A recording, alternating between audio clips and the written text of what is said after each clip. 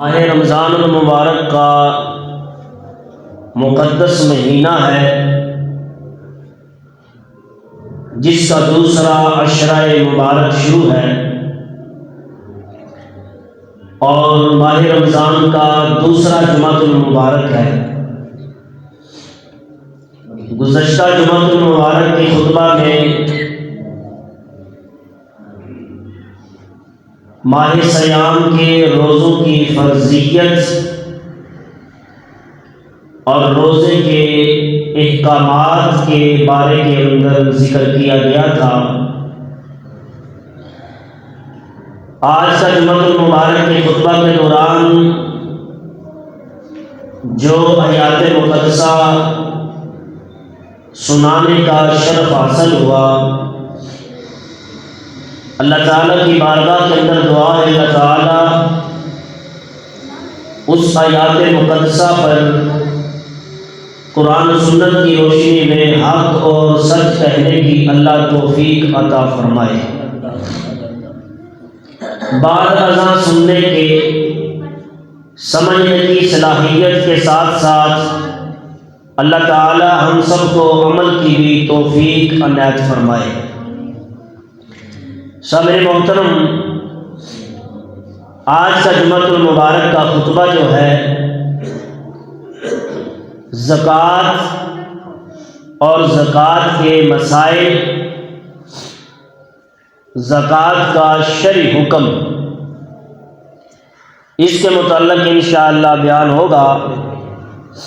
آپ سب حضرات کی توجہ کا طالب ہوں۔ اللہ تعالیٰ نے قرآن مجید فرقان حمید کے اندر ارشاد فرمایا، والذین یکنزون الذہب والفضة ولا ينفقونها فی سبیل اللہ فبشرهم بعذاب علیم۔ اور قرآن مجید کے اندر بارہا مرتبہ اللہ رب العالمین جل شانہ خالق کائنات نے جو ارشاد فرمایا، وَأَقِیمُوا الصَّلَاةَ وَآتُوا الزَّکَاةَ، مختلف مقامات پر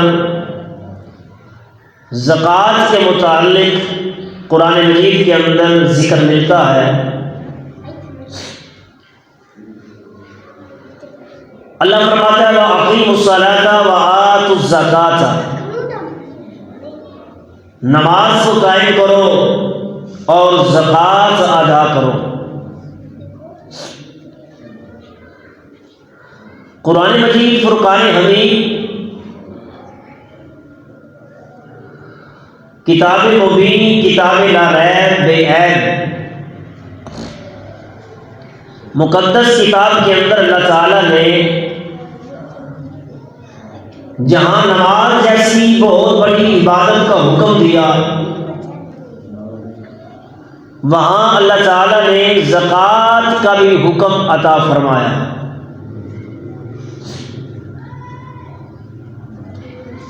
اس آیات مقدسہ کی تفسیر کے اندر کتب تفاسیر کے اندر اور اس آیات مقدسہ کی تفسیر کے اندر تفسیر خزائن العرفان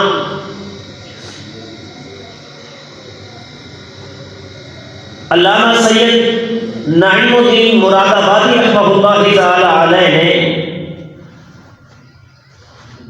تفسیر کے اندر بیان فرمایا، والذین یکنزون الذہب والفضة ولا ينفقونها فی سبیل اللہ فبشرهم بعذاب علیم۔ اور اس آیات مقدسہ کو بھی سامنے رکھتے ہوئے اللہ تعالی ارشاد فرماتا ہے، جو لوگ سونا اور چاندی کا ذخیرہ کرتے ہیں، یعنی سونا اور چاندی کو اکٹھا کرتے ہیں، سونا چاندی کو اکٹھا کرتے ہیں، والذین یکنزون الذھب والفضة ولا ينفقونها فی سبیل اللہ، جو لوگ سونا اور چاندی کو ذخیرہ کرتے ہیں اور اسے اللہ کی راہ میں خرچ نہیں کرتے، تو انہیں دردناک عذاب کی خبر سنا دیں۔ خبر کیا ہے؟ دردناک عذاب، فبشرہم بعذاب علیم، جس دن، اس دن سے مراد قیامت کا دن ہے، اس دن سے مراد قیامت کا دن ہے۔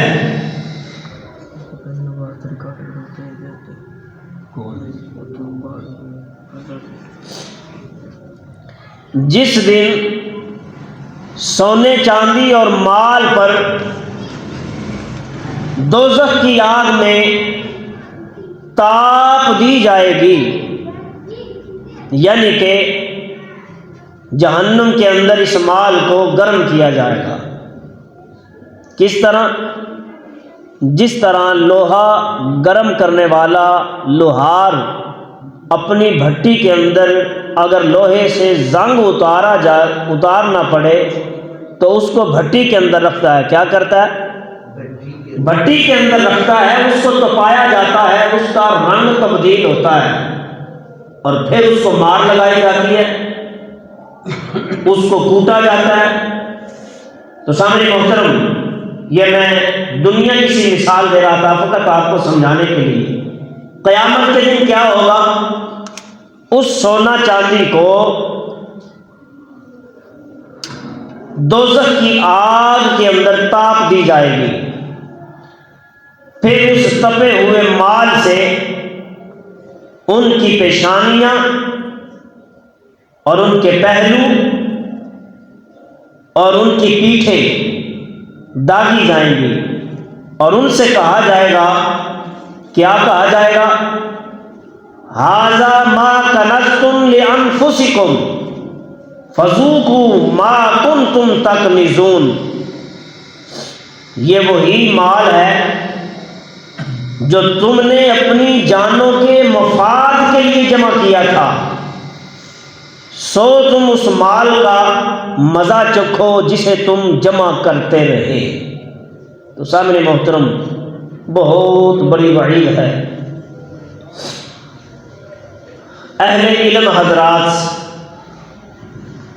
جو اس بات کو سمجھ رہے ہیں اور جن کی عقل کے اندر ابھی بھی یہ بات نہیں آئی، انہیں کوشش کرنی چاہیے اللہ کا قرآن سمجھنے کی، سمجھ کر عمل کرنے کی۔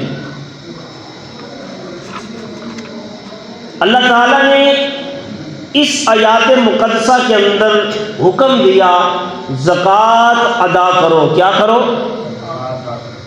زکوٰۃ ادا کرو۔ زکوٰۃ کا انکار کرنے والا دارہ اسلام سے خارج ہے، زکوٰۃ کا انکار کرنے والا دارہ اسلام سے خارج ہے، اور زکوٰۃ دینے میں سستی کرنے والا، غفلت کا شکار ہو جانے والا فاسق و فاجر ہے۔ زکوٰۃ فرض اس لیے کی گئی، اور زکوٰۃ کا نصاب کیا ہے؟ زکوٰۃ کس پر فرض ہے؟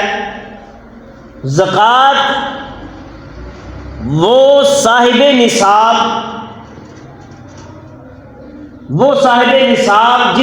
جس کے پاس 7.5 تولے سونا موجود ہے، 7.5 تولے سونا موجود ہے، یا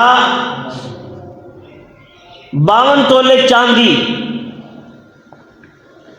52 تولے چاندی یا مال تجارت یا پراپرٹی یعنی کہ موجود رقم نقدی، اس مال پر زکوٰۃ فرض ہے، یہ مال زکوٰۃ ہے۔ سونا، چاندی، نقدی، پراپرٹی اور مال تجارت، سال کا گزر جانا، سال کا گزر جانے کے بعد اب اس مال پر زکوٰۃ فرض ہے، وہ زکوٰۃ ادا کرے گا۔ جو شخص زکوٰۃ ادا نہیں کرتا، سرے سے زکوٰۃ کا انکار کرتا ہے، وہ دار اسلام سے خارج ہے۔ اور جو زکوٰۃ میں سستی برتتا ہے، غفلت سے کام لیتا ہے، وہ فاسق و فاجر ہے۔ نبی اکرم نور مجسم شفیع معظم امام الانبیاء صلی اللہ تعالی علیہ وسلم کا فرمان مبارک ہے، حضرت عبداللہ ابن عمر رضی اللہ تعالی عنہ سے روایت ہے، بخاری شریف کی حدیث ہے، جلد نمبر 1 ہے، صفحہ نمبر 20 ہے۔ نبی اکرم نور مجسم شفیع معظم امام الانبیاء صلی اللہ تعالی علیہ وآلہ وسلم نے فرمایا، اسلام کی بنیاد 5 چیزوں پر ہے۔ کتنی چیزوں پر؟ کلمہ توحید، لا الہ الا اللہ محمد الرسول اللہ صلی اللہ علیہ وسلم۔ کلمے کے بعد نماز کا حکم ہے۔ کس چیز کا؟ نماز کا حکم ہے۔ اور نماز کے بعد زکوٰۃ کا حکم ہے۔ کس چیز کا؟ زکوٰۃ کا حکم ہے۔ اور زکوٰۃ کے بعد روزے کا حکم ہے، اور روزے پر مقدم رکھا زکوٰۃ کو۔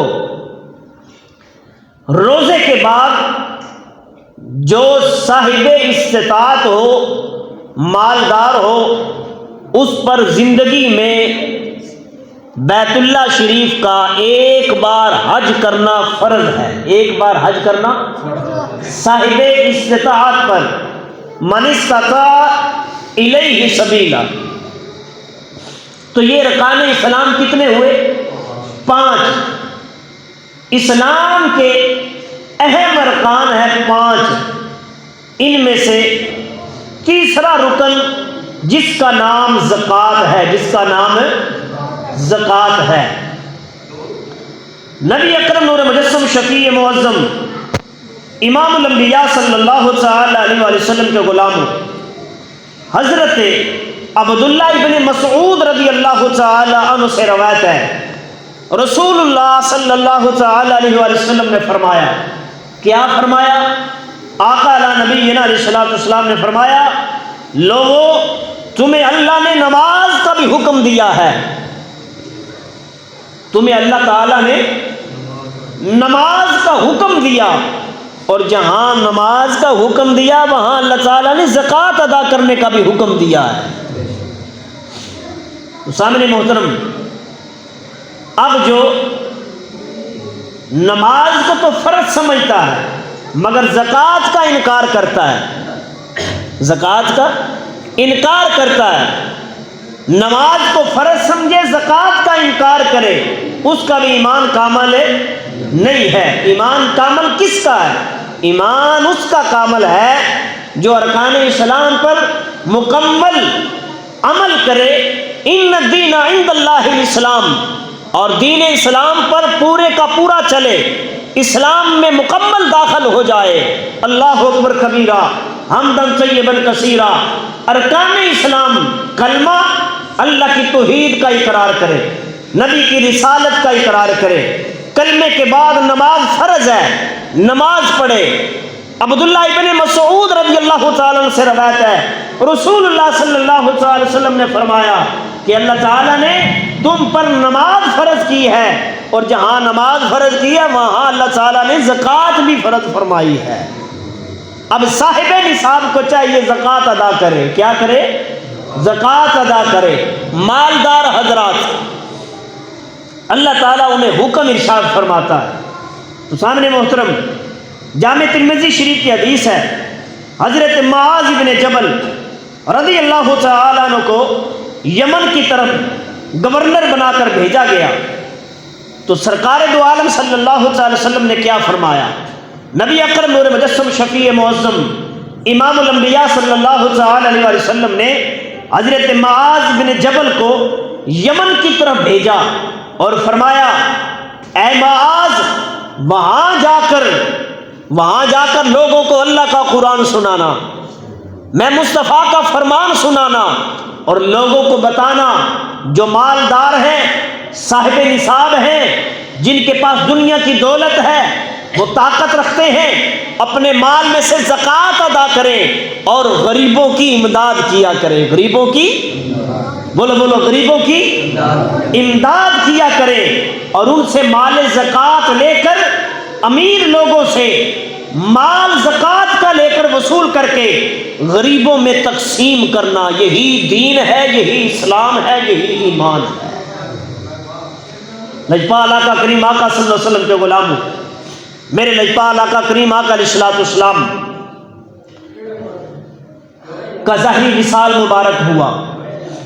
حضرت ابو بکر صدیق رضی اللہ تعالی عنہ کو خلیفہ مقرر کیا گیا۔ اب حضرت سیدنا ابو بکر صدیق رضی اللہ تعالی عنہ نے اعلان کیا، لوگوں تم میں سے جو شخص اپنے اپنے مال کی زکوٰۃ دیتا ہے اور جو آقا علیہ الصلوۃ والسلام کی ظاہری زندگی مبارک کے اندر زکوٰۃ دیتا تھا، اس کے لیے اعلان ہے وہ زکوٰۃ دے اور زکوٰۃ دے کر اپنے مال کو پاک کرے۔ اپنے مال کو کیا کرے؟ پاک کرے۔ اسی طرح جس طرح حضور کی ظاہری زندگی میں زکوٰۃ دیتا تھا، اب بھی اسی طرح زکوٰۃ ادا کرے۔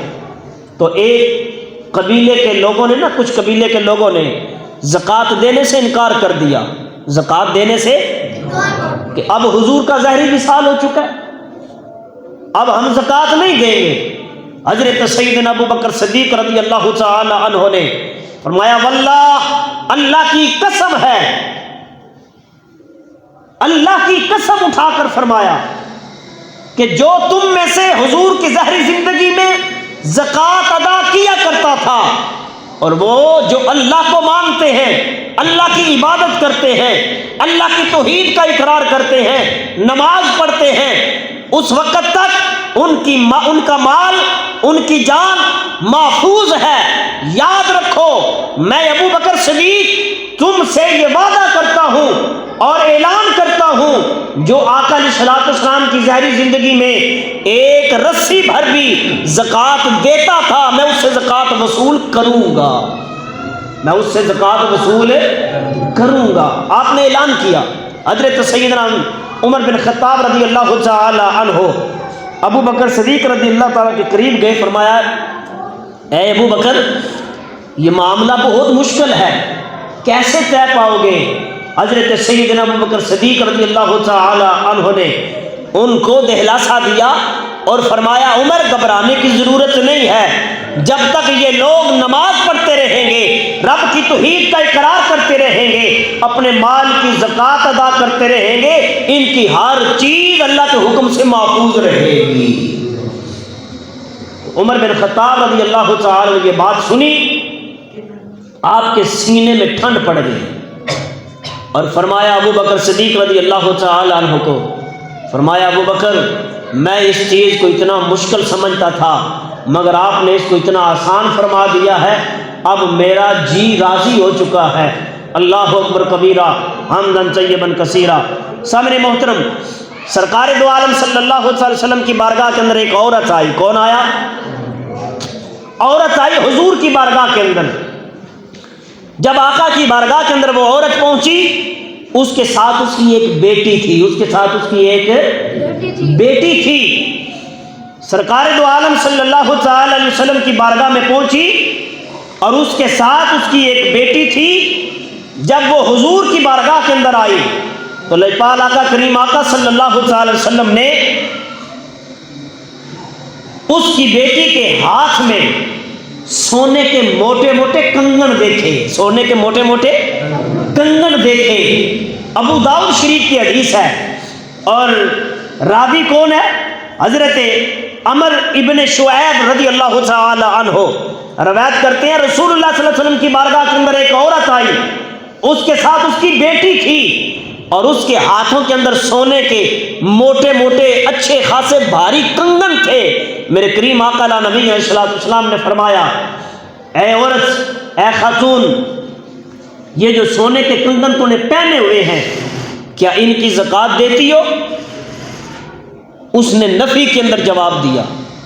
عرض کی، یا رسول اللہ صلی اللہ علیہ وسلم، میں ان سونے کے جو کنگن ہیں نا میرے ہاتھ کے اندر، میں ان کی زکوٰۃ ادا نہیں کرتی، میں ان کی زکوٰۃ ادا نہیں کرتی۔ تو سرکار دو عالم صلی اللہ تعالی علیہ وسلم نے فرمایا، کیا تو اس بات کو پسند کرتی ہے؟ آقا فرماتے ہیں کہ تو اس بات کو پسند کرتی ہے، کرے گی کہ قیامت کے دن اللہ تعالیٰ تمہیں آگ کے کنگن پہنائے۔ کیا تو اس بات کو پسند کرتی ہے؟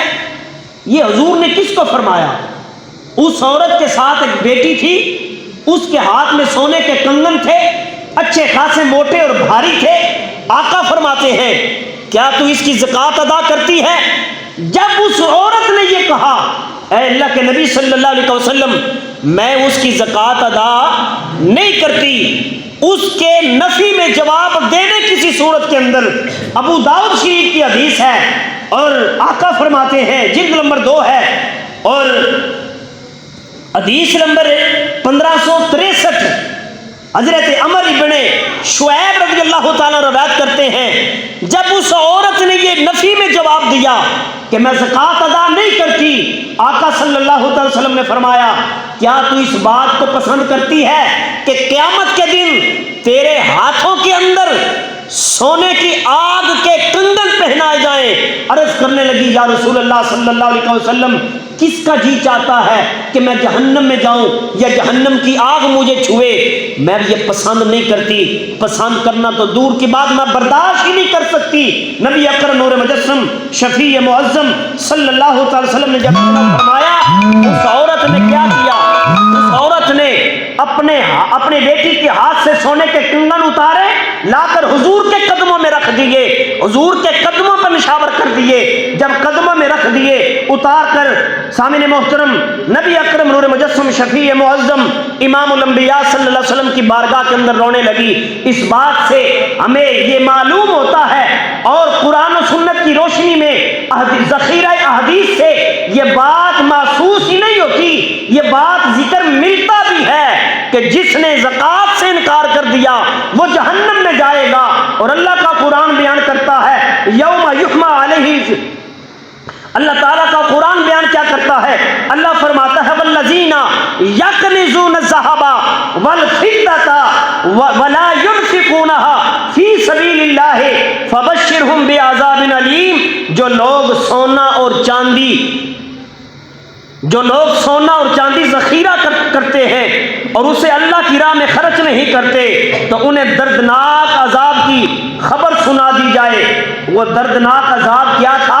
اس سے مراد جہنم کی آگ تھی، جہنم کی آگ تھی۔